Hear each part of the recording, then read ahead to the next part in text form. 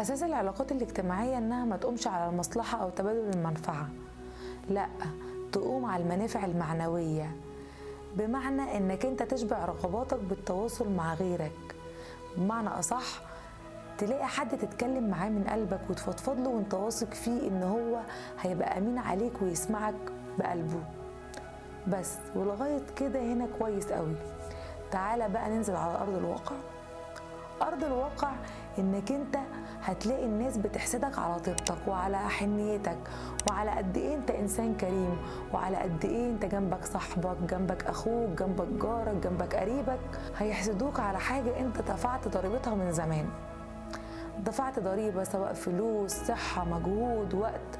مفيش حاجة بالساهل، ولا فلوس بتيجي بالساهل، ولا شهرة، ولا انك انت يبقى عندك صاحب مخلص بيجي بالساهل، ولا عندك قريب مخلص بتيجي بالساهل. الحاجات دي بتاخد من الوقت والمجهود والطاقة، وبتاخد من روح الإنسان. لما تشوف حاجة شوفها من جوه، ما تشوفهاش من بره. الناس دايما بتبص على الحاجة من بره، الله ده عنده كل حاجة، ده عايش هنا ومعاه كذا وعارف كذا وبيكلم ده وعايش مع ده، والحاجة بتجيله وهو قاعد على الجاهز.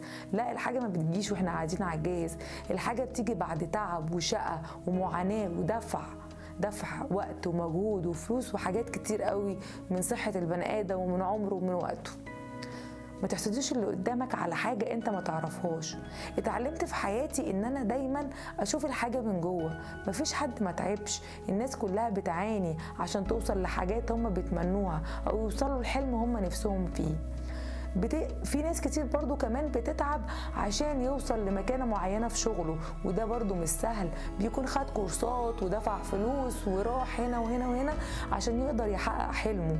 وكمان في امهات كتير نفسها تحقق حلمها في ولادها، ان هم يشوفوهم احسن الناس ويشوفوهم متعلمين وحافظين القرآن. فده كمان تعب ومجهود، ان هي بتربي وبتعلم وبتأسس وحاجات كتير. الحياة مش سهلة، محتاجة مننا ان احنا نحب الخير لبعض ونكون مع بعض وايدينا في ايد بعض.